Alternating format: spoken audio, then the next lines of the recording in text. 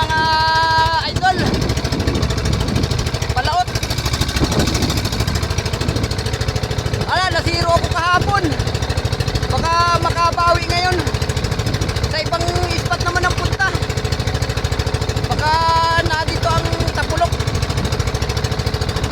Ibang lugar naman ang pupuntahan ko. Subukan ko yung dati kong pinupuntahan. Wala, nasiro ko kagabi, pang ulam lang.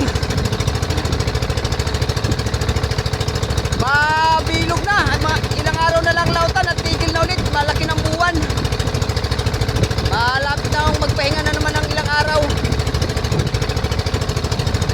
Okay, idolo, malapit na.